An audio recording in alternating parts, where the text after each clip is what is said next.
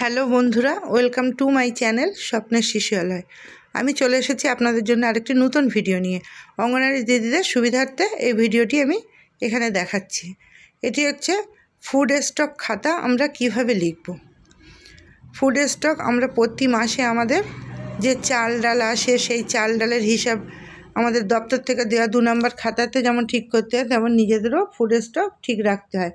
এই খাতাটি আমাদের নিজেদের তৈরি করে নিতে হয়, যাতে আমাদের ওই হিসাবের সঙ্গে এই হিসাবের কোনো রকম গড়মিল না হয়, যাতে সব কিছু ঠিকঠাক থাকে।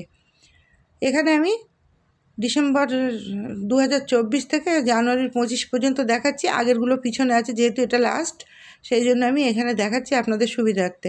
আমাদের এই ফুড স্টক খাতায় চাল ডাল তেল নুন সব কিছুর হিসাব রাখতে হয়। এখানে আমি চাল ডালটা দেখিয়ে দিচ্ছি। এই একই নিয়মে আপনার তেল নুন পুষ্টি পাউডারের হিসাবটাও, তেল নুন ও পুষ্টি পাউডার হিসাবটাও করবেন। এখানে দেখুন, প্রথমে উপরে লিখলেন চাল, ডান দিকে লিখবেন ডাল। পরের তেল নুনের ক্ষেত্রেও তেমন, বাঁ দিকে লিখবেন তেল, ডান দিকে লিখবেন লবণ। পুষ্টি পাউডারের ক্ষেত্রেও তাই, একইভাবে করবেন। আমি এই দুটো বুঝিয়ে দিচ্ছি। এখানে লিখবেন চাল, প্রথমে লিখবেন ক্রমিক সংখ্যা 1, মেমো নাম্বার, যে চালান আসে আমাদের চাল ডালের সঙ্গে সেই চালান থেকে মেমো নাম্বার এবং চালানের নাম্বার লিখবেন। লেখার পর মাসের নাম লিখবেন। দেখুন ডিসেম্বর 2024, তারপরে কবে পেলাম কত পেলাম, আপনি যে তারিখে যত পাবেন সেটা লিখবেন। তারপর যেটা হাতে জমা সেটা লিখবেন, মানে গত মাসে আপনার যেটা নভেম্বরে হাতে জমা ছিল সেটা লিখবেন। তারপর দুটো মিলিয়ে আপনার মোট কত হলো সেটা লিখবেন। তারপরে মোট কত খরচ হলো সেটা লিখবেন। তারপর অবশিষ্ট বসিয়ে রাখবেন। ঠিক এইভাবে আবার জানুয়ারি মাস, ওখানে ক্রমিক সংখ্যা 2 দেবেন, দিয়ে আবার ওখানে জানুয়ারি মাসে নাম লিখবেন। লিখে ওখানে চাল ডাল আসলে আবার মেমো নাম্বার চালান নাম্বার দেবেন। তারপর কত পেলাম কবে পেলাম, যদি না পান সেই মাসের জন্য, তাহলে আপনি ওখানে একটা ড্যাশ দিয়ে রেখে দেবেন। তারপর ওখান থেকে আমরা তারপর ফের হাতে জমা মোট খরচ, এইভাবে প্রতি মাসে সারা বছরের ধরে করবেন। তাতে আমাদের দুটো খাতার হিসেবেই ঠিক থাকবে। তারপর এখানে আপনি ডালের ক্ষেত্রেও সেম তাই।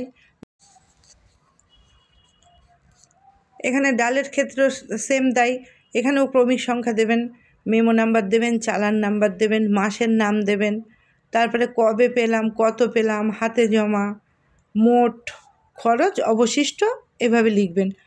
লেখার পরে ফের আপনি যখন জানুয়ারি মাস আসবে তখনও সেই সেম চালের মতো আপনি এখানে চালান আসলে মেমো নাম্বার চালান নাম্বার সব দেবেন, দিয়ে জানুয়ারি মাস দেবেন। তারপরে কত পেলাম, কত ছিল হাতে জমা, মোট খরচ হলো কত, অবশিষ্ট কত, এইভাবে প্রতি মাসের পর মাস আপনারা সাজিয়ে লিখবেন। আবার তেলের ক্ষেত্রে লবণের ক্ষেত্রে ঠিক একইভাবে লিখবেন। আবারও বলছি, তাহলে আপনাদের সব কিছু ঠিক থাকবে। পুষ্টি পাউডারও তাই সেইভাবে লিখবেন। আজকে ভিডিওটি এই পর্যন্ত। যদি ভালো লাগে লাইক কমেন্ট ও শেয়ার করুন এবং আমার চ্যানেলটিকে সাবস্ক্রাইব করুন। আরও নতুন নতুন ভিডিও পেতে আমাকে উৎসাহিত করুন। ধন্যবাদ।